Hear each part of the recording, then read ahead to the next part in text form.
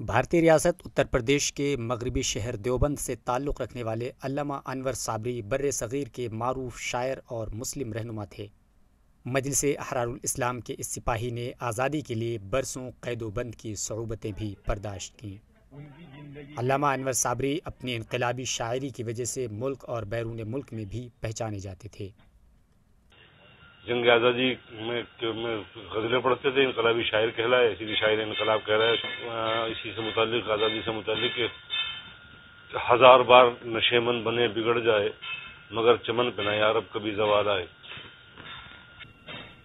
انور صابری کی اہلیہ کا کہنا ہے کہ وہ برسوں جیل میں رہے تاکہ ملک کو آزادی نصیب ہو۔ آزادی کے اس متوالے نے ملک کی تقسیم سے قبل لاہور کے موچی دروازے کے سامنے ہزاروں کے مجمع میں پاکستان کی مخالفت کرتے ہوئے پاکستان میں کیا ہوگا کے عنوان سے ایک نظم سنائی تھی۔ چاروں طرف میخانے ہوں گے، گردش میں پیمانے ہوں گے، رندوں کی شمشیر کے نیچے مذہب کے دیوانے ہوں گے۔ علامہ کے اس نظم کو لوگ پیشین گوئی سے بھی تعبیر کرتے ہیں۔ ای ٹی وی بھارت کے لیے دیوبند سے تسلیم قریشی کی رپورٹ۔